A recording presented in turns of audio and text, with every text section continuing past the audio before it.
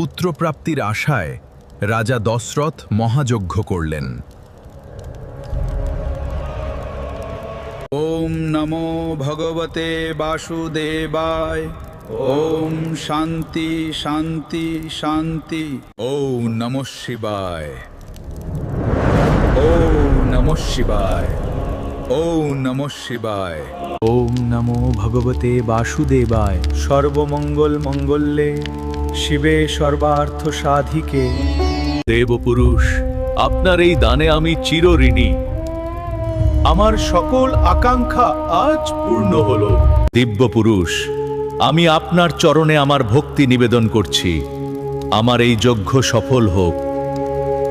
দেবতার কৃপায় রাজা দশরথ পেলেন সেই অমৃত প্রসাদ, যা বদলে দেবে তার জীবনের ভাগ্য। দেবতাদের ইচ্ছায় সেই প্রসাদ পৌঁছে গেল অন্য এক ভাগ্যে।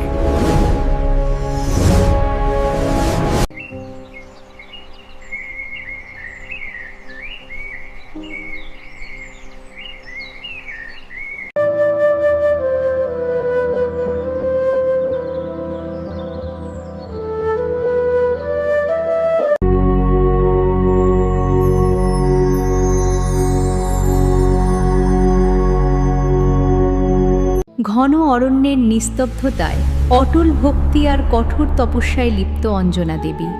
তার একাগ্র সাধনায় কেঁপে উঠছে স্বর্গলোক। দেবতারা অনুভব করছেন সেই অসীম শক্তির জাগরণ। অঞ্জনা দেবী গভীর ধ্যানে নিমগ্ন।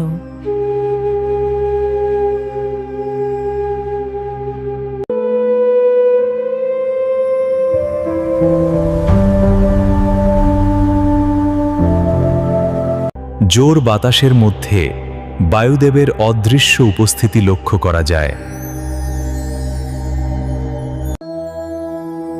বাতাসে ভেসে থাকা সেই দীপ্তিময় প্রসাদ দেবী অঞ্জনার হাতে এসে পড়ে।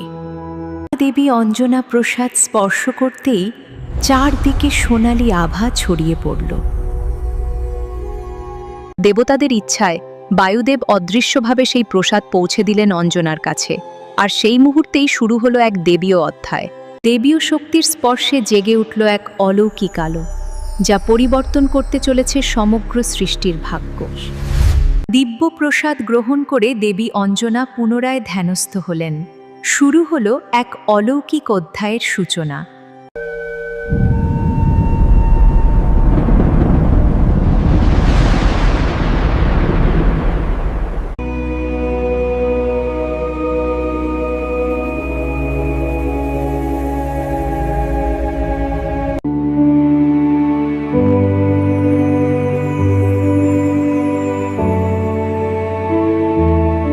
এইভাবেই দেবশক্তির আশীর্বাদে জন্ম নিলেন মহাবীর হনুমান, যিনি শক্তি, ভক্তি ও সাহসের প্রতীক।